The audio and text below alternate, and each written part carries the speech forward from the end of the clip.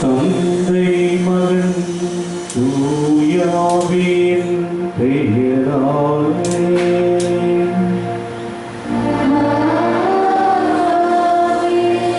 நம் ஆண்டவராகிய இயேசு கிறிஸ்துவின் அருளும் கடவுளின் அன்பும் தூய ஆவியாரின் நட்புறவும் உங்கள் அனைவரோடும் இருப்பதாக.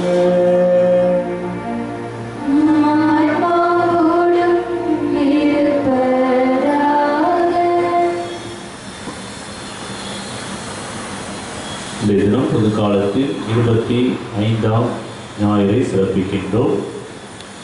இன்றைக்கு இறைவனுடைய வார்த்தை நமக்கு தருவது, நீதியை விட இறைவனுடைய இரக்கம் பெரியது, என்னுடைய எண்ணங்கள் உம்முடைய எண்ணங்கள் அல்ல என்று இறைவன் தனிப்பட்ட எண்ணத்தையும் திட்டத்தையும் வைத்திருக்கிறார் என்பதை இன்றைக்கு சுட்டி காட்டுகிறது.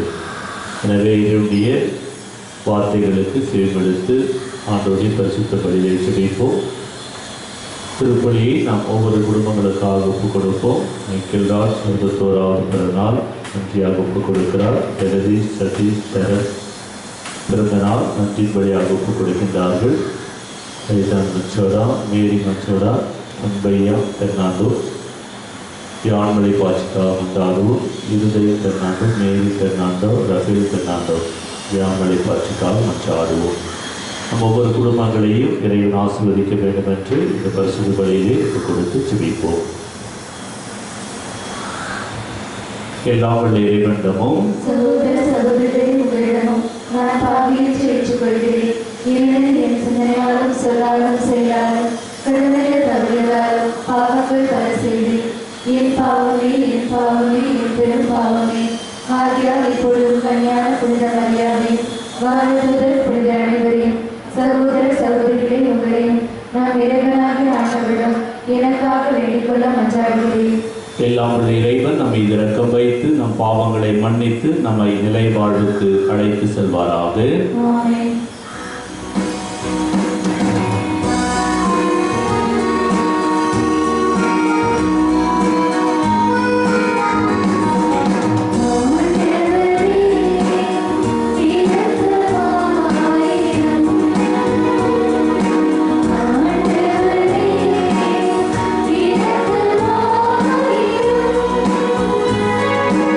Christ,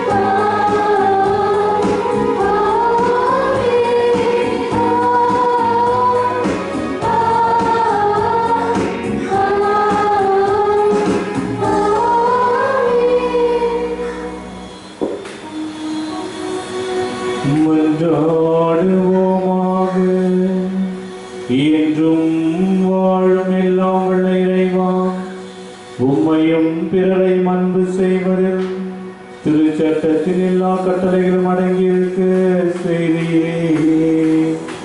உம்முடைய கட்டளைகளை கடைபிடிக்கும் நாங்கள் முடிவில்லா வாழ்வுக்கு வந்து சேர அருள் தாரும். உம்மோடு தூயாவின் ஒன்றிப்பில் இறைவனாய் என்றென்றும் வாழ்ந்து ஆட்சி செய்கின்ற எங்கள் ஆண்டவரும் உம் திருக்குமாரனுமாகிய கிறிஸ்து வழியாக உம்மை மன்றாடுகின்றோம்.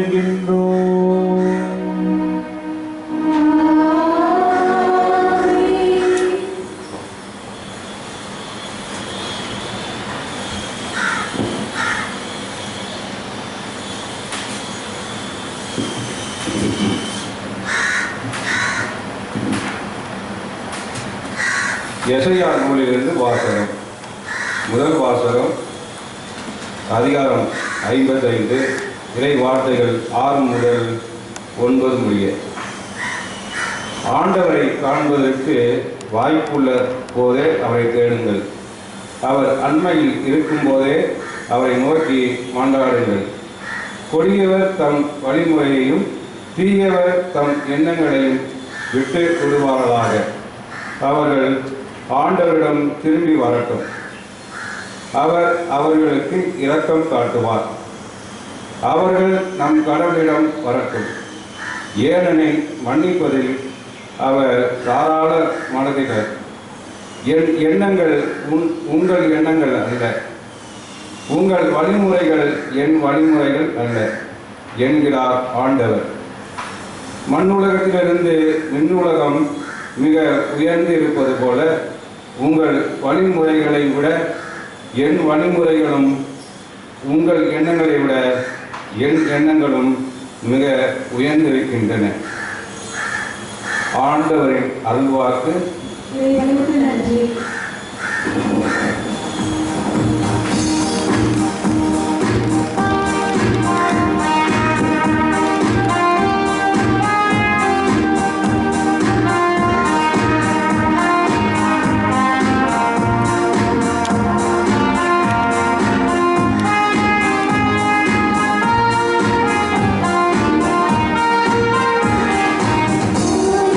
துதி பாடல்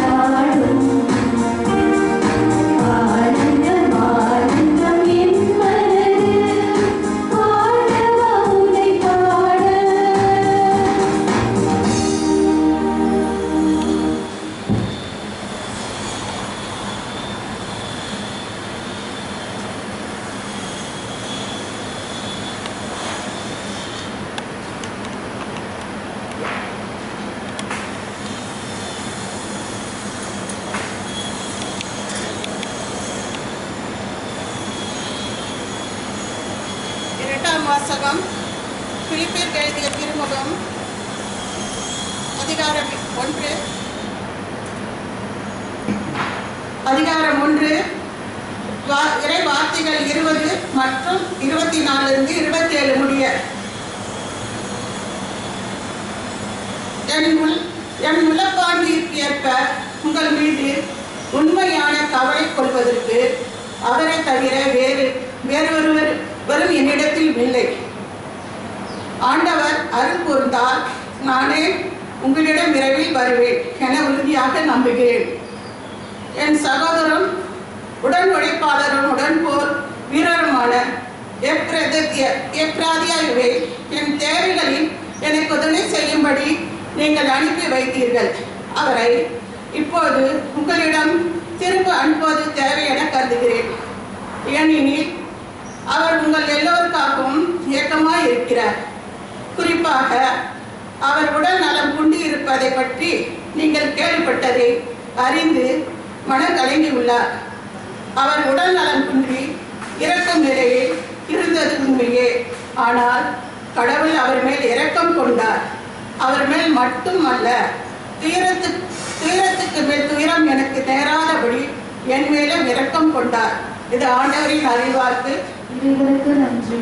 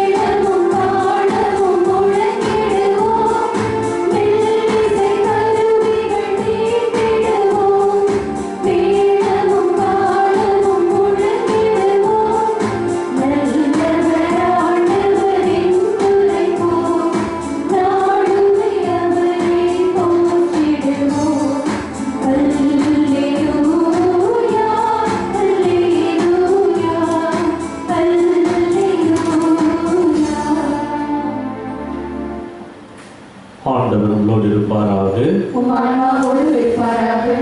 மத்தேயு எழுதிய தூய நற்செய்தியிலிருந்து வாசகம். ஆண்டவரே மாட்சி உமக்கே. அதிகாரம் 20 இறை வார்த்தைகள் 1 முதல் 16 வரை. அக்காலத்தில் இயேசு தம் சீடருக்கு கூறிய உவமை விண்ணரசை பின்வரும் நிகழ்ச்சிக்கு ஒப்பிடலாம். நிலக்கிழார் ஒருவர் தம் வேலையாட்களை வேலைக்கு அமர்த்த விடியற்காலையில் வெளியே சென்றார். அவர் நாளொன்றுக்கு ஒரு தெனாரியம் கூலி என வேலையாட்களுடன் ஒத்துக்கொண்டு அவர்களை தம் திராட்சை தோட்டத்திற்கு அனுப்பினார். ஏறக்குறைய காலை 9 மணிக்கு அவர் வெளியே சென்ற பொழுது சந்தை வெளியில் வேறு சிலர் வேலையின்றி நிற்பதை கண்டார். அவர்களிடம், நீங்களும் என் திராட்சை தோட்டத்திற்கு போங்கள், நேர்மையான கூலியை உங்களுக்கு கொடுப்பேன் என்றார். அவர்களும் சென்றார்கள். மீண்டும் ஏறக்குறைய 12 மணிக்கும் பிற்பகல் 3 மணிக்கும் வெளியே சென்று அப்படியே செய்தார். ஏறக்குறைய 5 மணிக்கும் வெளியே சென்று வேறு சிலர் நிற்பதை கண்டார். அவர்களிடமும், நாள் முழுவதும் வேலை செய்யாமல் ஏன் இங்கே நின்று கொண்டிருக்கிறீர்கள் என்று கேட்டார். அவர்கள் அவரை பார்த்து, எங்களை எவரும் வேலைக்கு அமர்த்தவில்லை என்றார்கள். அவர் அவர்களிடம், நீங்களும் என் திராட்சை தோட்டத்திற்கு போங்கள் என்றார். மாலையானதும் திராட்சை தோட்ட உரிமையாளர் தம் மேற்பார்வையாளரிடம், வேலையாட்களை அழைத்து கடைசியில் வந்தவர் தொடங்கி முதலில் வந்தவர் வரை அவர்களுக்கு உரிய கூலி கொடு என்றார். எனவே 5 மணி அளவில் வந்தவர்கள் ஒரு தெனாரிய வீதம் பெற்றுக்கொண்டனர். அப்போது முதலில் வந்தவர்கள் தங்களுக்கு மிகுதியாக கிடைக்கும் என்று எண்ணினார்கள். ஆனால் அவர்களும் ஒரு தெனாரியம் வீதம்தான் பெற்றார்கள். அவர்கள் அதை பெற்றுக்கொண்ட போது அந்நிலக்கிழாருக்கு எதிராக முணுமுணுத்து, கடைசியில் வந்த இவர்கள் 1 மணி நேரமே வேலை செய்தார்கள். பகல் முழுதும் வேலை பளுவையும் கடும் வெயிலையும் தாங்கி எங்களோடு இவர்களையும் இணையாக்கி விட்டீரே என்றார்கள். அவரோ, அவர்களுள் ஒருவரை பார்த்து, தோழரே, நான் உமக்கு அநியாயம் செய்யவில்லை. நீர் என்னிடம் ஒரு தெனாரின் கூலிக்கு ஒத்துக்கொள்ளவில்லையா? உமக்குரியதை பெற்றுக்கொண்டு போய்விடும். உமக்கு கொடுத்தபடியே கடைசியில் வந்த இவருக்கு கொடுப்பது என் விருப்பம். எனக்குரியதை நான் என் விருப்பப்படி கொடுக்கக்கூடாதா? அல்லது நான் நல்லவனாய் இருப்பதால் உமக்கு பொறாமையா என்றார். இவ்வாறு கடைசியானோர் முதன்மையாவர், முதன்மையானோர் கடைசியாவர் என்று இயேசு கூறினார். ஆண்டவரின் அருள்வாக்கு. கிறிஸ்துவே உமக்கு புகழ். அன்புக்குரியவர்களே, இன்றைக்கு பொதுக்காலத்தின் 25ஆம் ஞாயிறை சிறப்பிக்கின்றோம்.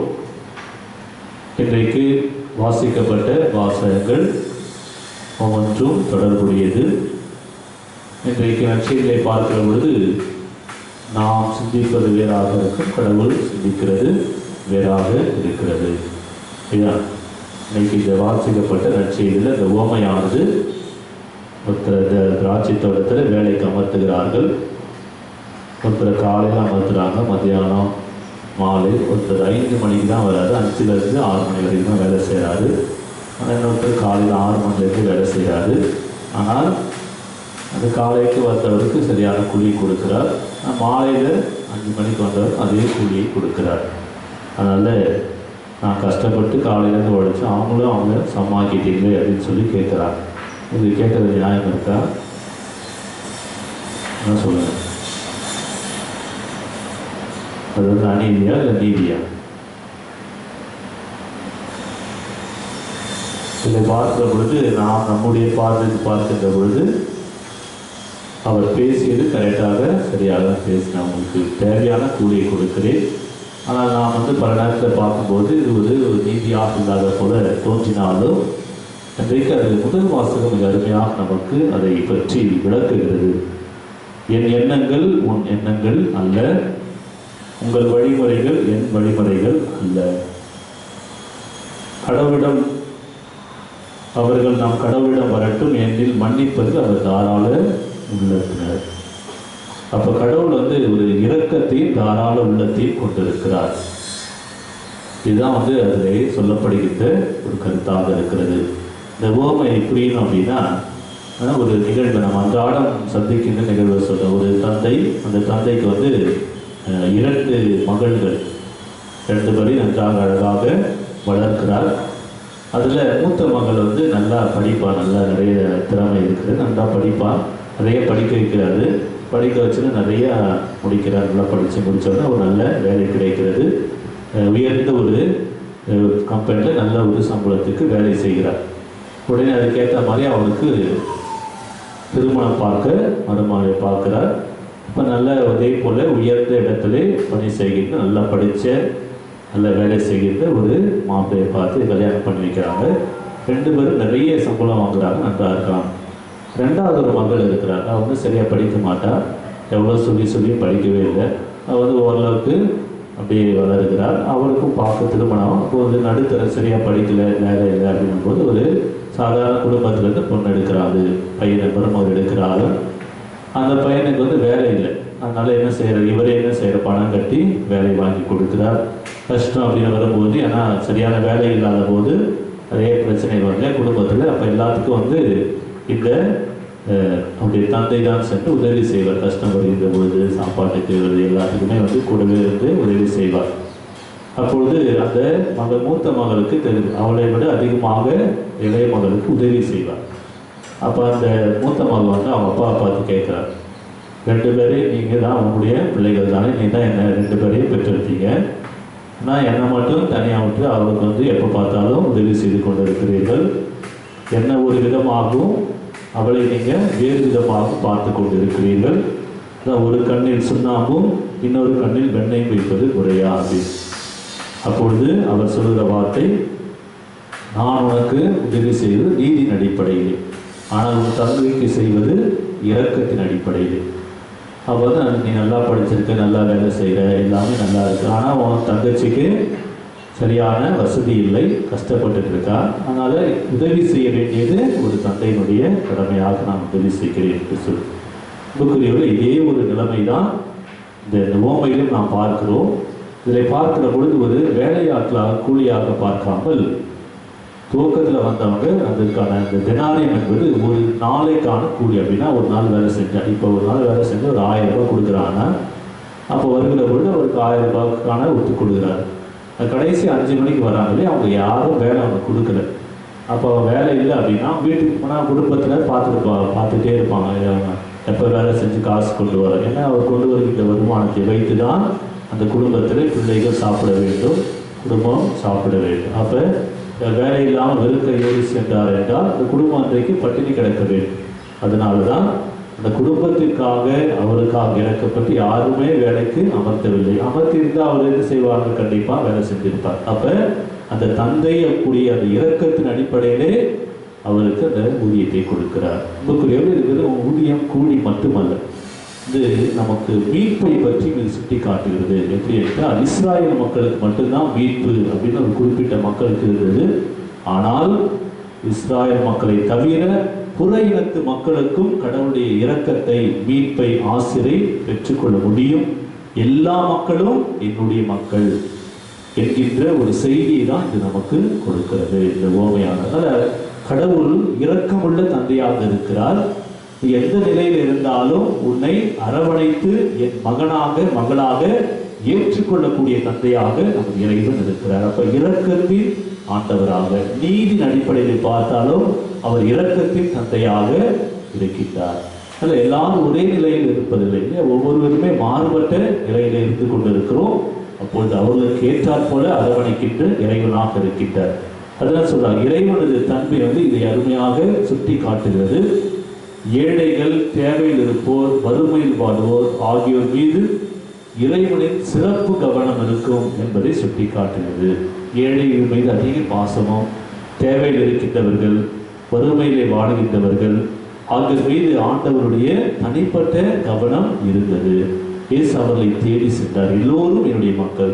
வெறும் உயர்ந்த நிலையில் இருப்பவர் மட்டுமல்ல, கஷ்டத்தில் இருக்கின்றவர்களும், ஏழைகளும், பாவிகளும், வறுமையிலே வாடுகின்றவர்கள், துன்பத்தில் இருக்கின்றவர்கள் என்னுடைய மக்கள் என்று சொல்லி அவர்கள் தேடி செல்கின்றவர் நம்முடைய இறைவன். அந்த அளவுக்கு இரக்கத்தின் ஆண்டவராக இருக்கிறார். அவர் நம்மிடத்திலும் எதிர்பார்ப்பதும் இதே ஒரு இரக்கத்தை. இந்த ஒரு கால சூழலில் ஏழைகளாக இருக்கின்ற பொழுது, வறியவர்களாக இருக்கின்ற பொழுது அவர்களுக்கு மனமிறங்கி நாம் செய்கின்ற உதவி கடவுளுக்கே செய்கின்ற உதவியாக இருக்கின்றது. திருப்பாடல் 132 5ஆம் வசனம், என் ஆசியால் உணவு பொருள் தாராளமாய் கிடைக்க செய்வேன், அதனை ஏழைகள் உண்டு நிறைவு பெறுமாறு செய்வேன். ஆண்டவர் சொல்கிற வார்த்தை. அதே போல நீதிமொழிகள் 22ஆம் அதிகாரம் 9ஆம் வசனம், கருணை நிறைந்தவர் தம் உணவை ஏழைகளோடு பகிர்ந்து உண்பார், அவரை ஆசி பெற்றவர். அப்ப அந்த கருணை, இரக்கம் ஆகிய உள்ளம் கொண்டிருக்கின்றவர்கள் பகிர்ந்து வாழ்வார்கள். அவர்கள் கடவுளுடைய ஆசி பெற்றவர்களாக இருப்பார்கள், அவர்கள் பேறு பெற்றவர்களாக இருப்பார்கள். அதனால் முக்கியமாக இன்றைய ஒரு சூழ்நிலையிலே நாம் ஒரு இரக்க உள்ளத்தோடு, கருணை உள்ளத்தோடு இருக்க வேண்டும். அதனால் துன்பத்தில், பசியில், உணவில்லாமல் வாடுகின்றவர்களை பார்க்கிற பொழுது நம்மால் முடிந்த ஒரு சில உதவிகளை செய்வதன் வழியாக நாம் என்ன செய்கிறோம்? கடவுளுடைய ஆசிரியரை அவர்களுக்கு பெற்றுத் தருகிறோம், நாமும் பெற்றுக்கொள்கிறோம். அப்போ ஏழைகளுக்கு பகிர்ந்து கொடுக்க வேண்டும். அவர்கள் கடவுளின் மக்கள் என்பதை சுட்டி காட்டுகிறது. அதனால் நம்ம பெரிய நாமும் கஷ்டத்தில் தான், ஆனால் ஒரு செய்கின்ற சிறு சிறு உதவிகள், ஏழைகள் பால், எளியவர்கள் பால், உணவில்லாமல் கஷ்டப்படுகின்றவர்களுக்கு செய்கின்ற சிறு சிறு உதவிகள் கடவுளுடைய ஆசீர்வாதத்தை நமக்கு பெற்றுத்தரும். அதனால் தேவையில் இருக்கின்ற அனைவரையும் நாம் பார்த்து மனம் இறங்குகின்ற ஒரு உள்ளம் வேண்டும் என்று இறைவன் நம்மை அழைக்கின்றார். ஏனென்றால் அவர் இரக்கம் மிகுந்தவராக, கருணை உள்ளவராக இருக்கின்ற கடவுளாக இருக்கிறார். அன்புக்குரியவர்கள், இறைவன் இன்றைக்கு நம்ம ஒவ்வொருவரையும் பார்த்து அழைக்கின்றார். அனைவருமே என்னுடைய மக்கள். எல்லாரும் ஒரே மாதிரி இருப்பதில்லை. முக்கியமாக துன்பப்படுகின்றவருமால் நான் அதிக இரக்கம் கொள்கிறேன் என்று அன்பு நிறைந்த தந்தையாக நமது இறைவன் இருக்கிறார். நம்மையும் அதே போல வாழ அழைக்கின்றார். நமக்கு நேற்று நியூஸில் படிச்சிருக்கு நான் தெரியல, நிறைய கொரோனா தொற்று வந்து கொண்டு இருக்கிறது. ஆனால் இது ஒரு செய்தியானது வந்தது. ஏறக்குரிய அமெரிக்காவில் ஃப்ரெக்டன் அப்படின்ற ஒருத்தர் பெரிய பணக்காரர், துவக்கத்தில் கொஞ்சம் ஏழையாகத்தான் இருந்தவர். ஆனால் தன்னுடைய கடின உழைப்பால் நிறைய அந்த கடைகளை வைத்து நிறைய முன்னேறி பெரிய பணக்காரர்கள் ஒருவராக அவர் மாறினார். அவர் நேற்றைய தினம் அவருடைய செய்தியில் சொல்லப்பட்டிருக்கிறது, ஏறக்குறைய தன்னுடைய சொத்து முழுவதையும் 59,000 கோடி ரூபாய், 59,000 கோடி ரூபாய்.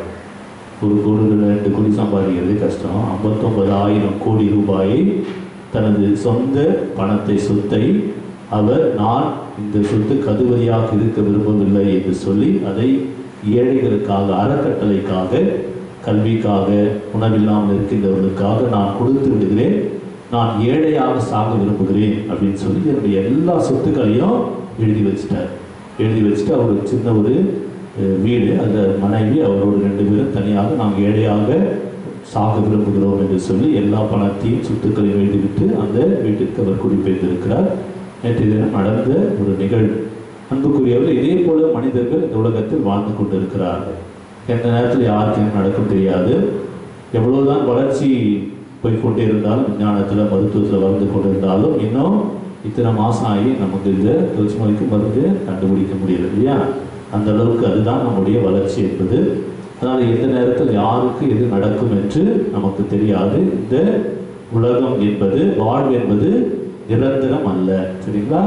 ஆனால் நாம் செய்கின்ற, வாழ்கின்ற இந்த வாழ்க்கை தான் இறைவன் நம்மை இந்த புதிய வாழ்வுக்கு அழைத்து செல்கிறார். அதனால் நான் எதை செய்கிறேன்னு, நான் எப்படிப்பட்ட ஒரு வாழ்க்கை வாழ்கிறேனோ அதுதான் நமக்கு நித்திய வாழ்வை கொடுக்கக்கூடியது. அதனால் நாம் செய்கின்ற நல்ல காரியங்கள், இரக்க செயல்கள், அதன் வழியாக கடவுளுடைய ஆசீர்வாதத்தை பெற்றுக்கொள்ள தொடர்ந்து கடவுளுடைய அருளுக்காக வழியிலே ஜெபிப்போம். ஆமென்.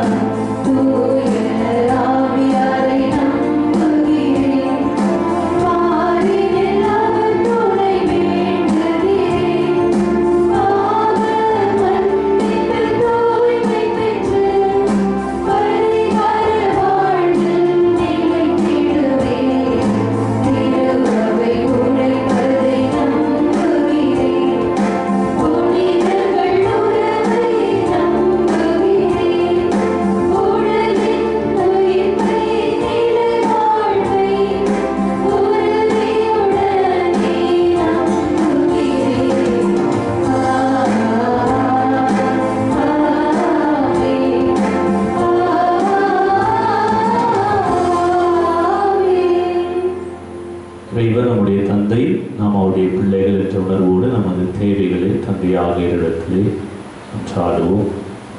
நீங்கள் சொல்ல வேண்டிய பதில், ஆண்டவரே எங்கள் மன்றாட்டை கேட்டருளும். அன்பு தந்தை இறைவா, திருச்சபை வழிநடத்தும் திருத்தந்தை, ஆயர்கள், குருக்கள், துறவரத்தார், இறை மக்கள் ஒவ்வொருவரையும் ஆசீர்வதித்து தொற்று நோயிலிருந்து பாதுகாத்து வழிநடத்த வேண்டும் என்று இறைவாமை மன்றாடுகின்றோம். இந்த நாட்டு தலைவர்களுக்காக மன்றாடுவோம். மக்களின் நலனில் அக்கறை உள்ளவர்களாக மக்களுடைய அடிப்படை தேவைகளை நிறைவேற்றக்கூடிய தலைவர்களாக, முக்கியமாக இந்த தொற்று நோயிலிருந்து முழுமையாக மக்களுக்கு நல்ல ஒரு சுகத்தையும் விடுதலை தரக்கூடிய திட்டங்களை உருவாக்க வேண்டி ஞானத்தை தர வேண்டும் என்று இறைவாமை மன்றாடுகின்றோம். நம்ம ஒவ்வொருடைய தேவைகளுக்காகவும் ஒவ்வொரு குடும்பங்களையும் ஒப்புக் கொடுத்து ஜெபிப்போம். குடும்பத்திலே மகிழ்ச்சி, அமைதி, சமாதானம், நிறைய ஆசிர் கிடைக்க மன்றாடுவோம். இறை திருப்பலை ஜெபிக்கின்ற குடும்பங்களுக்காகவும் பிறநாள் சிறப்பிக்கின்றவர்களுக்காகவும் மன்றாடுவோம். ஆண்டவருடைய பரிசுத்தமான இரத்தம் வெளிப்படுத்தி நம்ம ஒவ்வொரு மீதும் தெளிக்கப்படுவோம். தொற்று நோயிலிருந்து இறைவன் நம்மை பாதுகாத்து வழிநடத்தி ஆசீர்வதிக்க வேண்டும் என்று இறைவாவை மன்றாடுகின்றோம். தொற்று நோயினால் பாதிக்கப்பட்டிருக்கின்ற, உடல்நிலை சரியில்லாமல் இருக்கின்ற ஒவ்வொருவரையும் ஒப்புக் கொடுத்து ஜெபிக்கின்றோம். அனைவரையும் ஆசீர்வதிப்பீராக. சிறப்பாக அருள் தந்தையர்கள் இந்த தொற்று நோயினால் பாதிக்கப்பட்டிருக்கிறார்கள், மருத்துவமனையில் அனுமதிக்கப்பட்டிருக்கிறார்கள். ஆண்டவரின் நீரை மருத்துவராக இருந்து ஒவ்வொருவரையும் தொட்டு ஒவ்வொரு நோயாளிகளையும் தொட்டு குணப்படுத்த வேண்டும் என்று இறைவாமை மன்றாடுகின்றோம். இந்த தொற்று நோய் பணியிலே பணி செய்கின்ற மருத்துவர்கள், செவிலியர், துப்புரவு பணியாளர்கள் ஒவ்வொருவரையும் ஆஸ்வதிப்பீராக. அவர்கள் செய்கின்ற அர்ப்பண பணியிலே, தியாகம் நிறைந்த பணியிலே நீரே அவர்களுக்கு தேவையான அருளை ஆசிரியை தந்து வழிநடத்த வேண்டும் என்று இறைவாமை மன்றாடுகின்றோம். நம் ஒவ்வொருடைய உள்ளத்தில் இருக்கிற தேவைகள், குடும்பத்தில் இருக்கிற தேவைகள் ஒவ்வொருவரையும் நினைத்து ஆண்டவுடைய அருளுக்காக ஒப்புக் கொடுத்து மன்றாடுவோம்.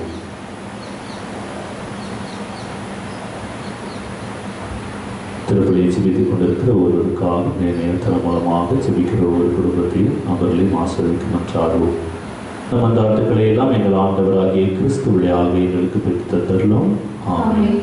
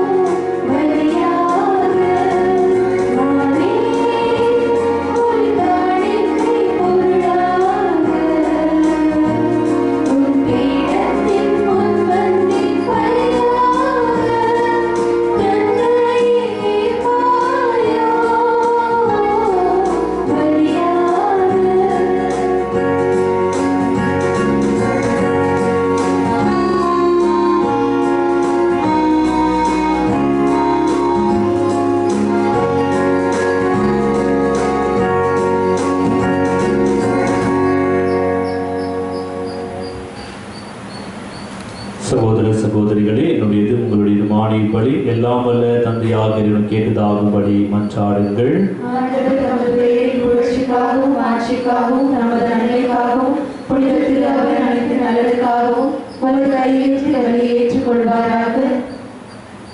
இரக்கமுள்ள இறைவா, உம்முடைய மக்களின் காணிக்கைகளை திருட உம்மை வேண்டுகின்றோம். அதனால் நம்பிக்கையோடும் பக்தியோடும் அவர்கள் எவற்றை அறிக்கையிடுகின்றார்களோ அவற்றை விண்ணக அருள் அடையாளங்களால் பெற்றுக்கொள்ள அருள் தாரும். எங்கள் ஆண்டவராகிய கிறிஸ்து வழியாக உம்மை மன்றாடுகின்றோம்.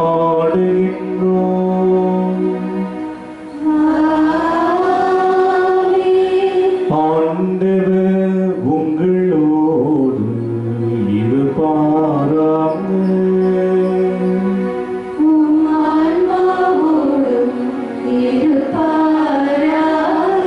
இதயங்களை மேலே எழுப்புங்கள். எழுப்பியுள்ளோம்.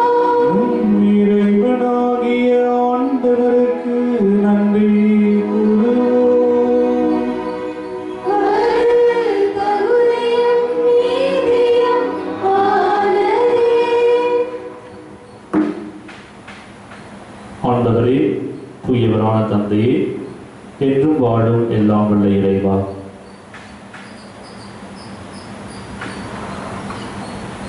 என்னாலும் எவ்விடத்திலும் நாங்கள் உமக்கு நன்றி செலுத்துவது மெய்யாகவே தகுதியும் நீதியுமாகும், எங்கள் கடமையும் மீட்புக்குரிய செயலுமாகும். உம் வார்த்தையான அவர் வழியாக அனைத்தையும் படைத்தீர், அவரையே மீட்பராகவும் ஈடேற்றுவராக எங்களுக்கு அனுப்பினீர். தூய ஆவியால் உடலெடுத்து கன்னிமரியாடமிருந்து பிறந்தார். உமது திருவுளத்தை நிறைவேற்றி புனித மக்களை பெற்றுத்தர தம் கைகளை விரித்து பாடுபட்டார். சாவை வென்று உயிர்ப்பை வெளிப்படுத்தினார். ஆகவே வானதூதர் புனிதர் அனைவரோடும் சேர்ந்து நாங்கள் உமது மாட்சியை புகழ்ந்துரைத்து ஒரே குரலாய் பாடுவதாவது: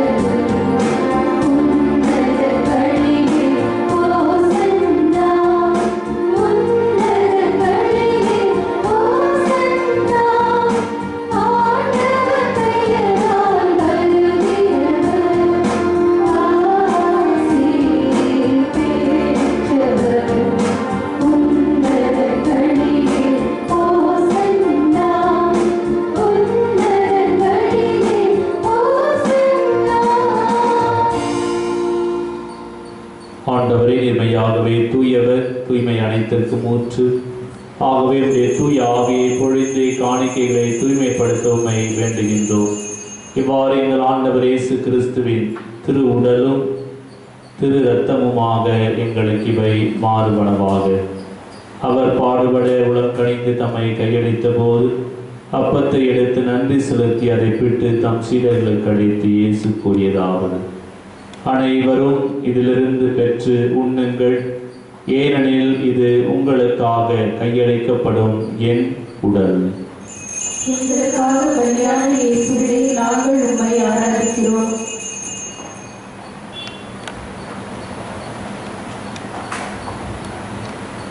அவனமே இரவிருந்து அருந்திய பின் கிண்ணத்தை எடுத்து மீண்டும் நன்றி கூறி தம் சீடர்களுக்கு அளித்து இயேசு கூறியதாவது: அனைவரும் இதிலிருந்து பெற்று பருகுங்கள், ஏனெனில் இது புதிய நிலையான உடன்படிக்கைக்குரிய என் இரத்தத்தின் கிண்ணம். இது பாவ மன்னிப்புக்கென்று உங்களுக்காகவும் பலருக்காகவும் சிந்தப்படும். இதை என் நினைவாக செய்யுங்கள். எங்களுக்காக பலியான இயேசுவே, நாங்கள் உம்மை ஆராதிக்கிறோம்.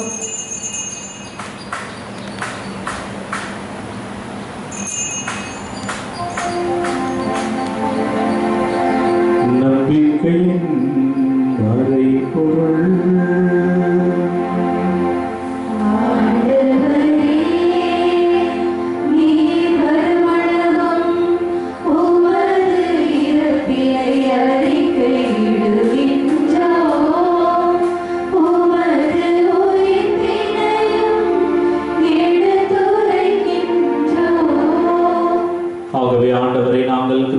இறப்பினையும் உயிர்ப்பினையும் நினைவு கூர்ந்து வாழ்வு தரும் அப்பத்தையும் மீட்பளிக்கும் கிண்ணத்தையும் ஒப்புக் கொடுக்கின்றோம்.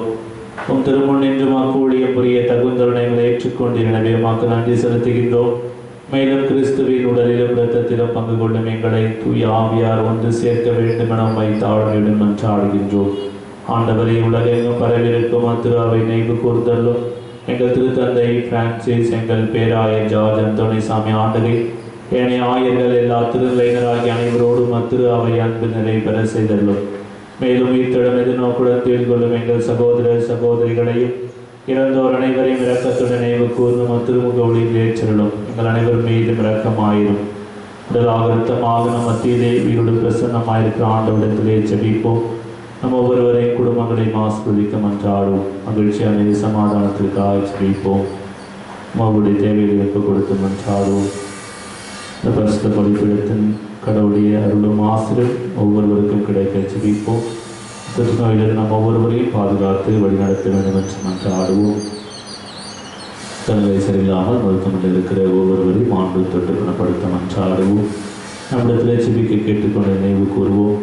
திருப்பள்ளி ஒப்பு கொடுத்து ஜெபிக்கின்ற ஒவ்வொரு குடும்பங்களுக்காகவும் அதைத்தான் மக்களிடத்திலே பாய்ச்சி அடையவும் பதினாறு சிறப்பிக்கின்றவர்களை ஆஸ்வதிக்கும் என்று ஆடுவோம். கடவுளின் கண்ணை தாயான புனித மரியா, அவருடைய கணவரான புனித யோசேப்பு, புனித திருத்தூதர்கள், இவ்வுலகில் மக்குகந்தவராக இருந்தோராகிய புனிதர் அனைவருடனும் நாங்கள் நிலைவாழ்வில் பங்கு கொள்ளும் தகுதி பெற்று திருமான இயேசு கிறிஸ்து வழியாக உம்மை புகழ்ந்தேத்து மரமருள உம்மை மன்றாடுகின்றோம்.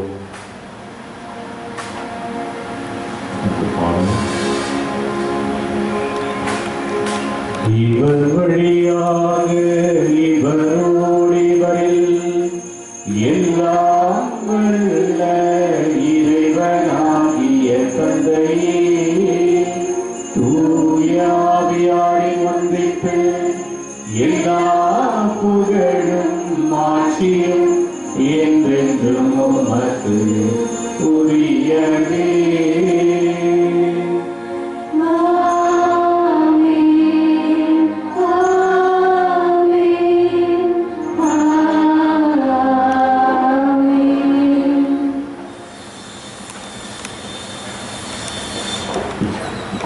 ஆண்டவர் இயேசு கிறிஸ்து கற்றுக் கொடுத்த வலிமையான ஜெபத்தை பக்தியோடு ஜெபிப்போம்.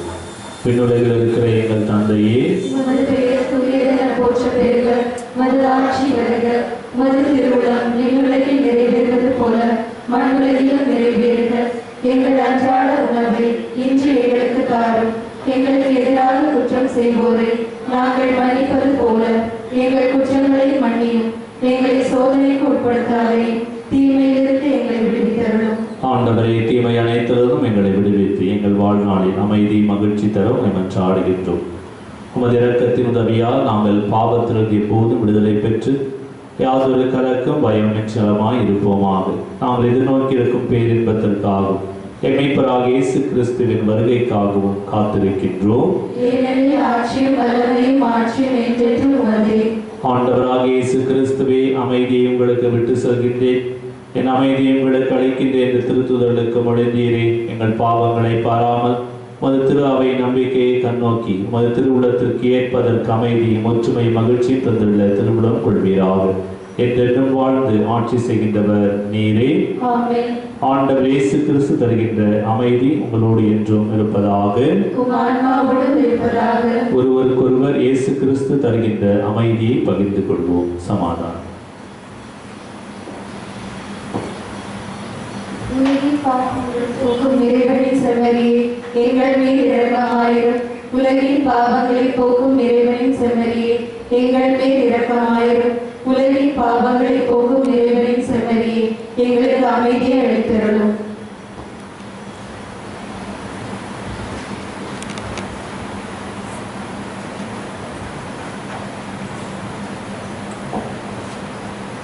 ஆண்டவராகிய இயேசு கிறிஸ்துவை நாங்கள் உட்கொள்ளும் திருவுடலும் இரத்தமும் எங்களை நீதி தீர்ப்புக்கும் தண்டனைக்கும் உள்ளாக்காமல் பரிவிரக்கத்தால் எங்கள் உள்ளத்தையும் உடலையும் காப்பிடும் மறுமருந்தாகிற அருள் புரியும்.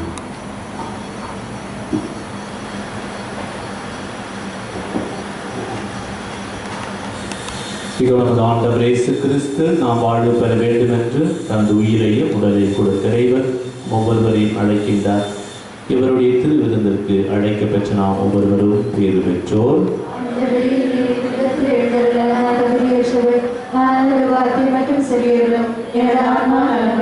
கிறிஸ்துவின் திருவுடலும் திருரத்தமும் எங்களை காத்து நிலை வாழ்வளிப்பதாக. ஆமென்.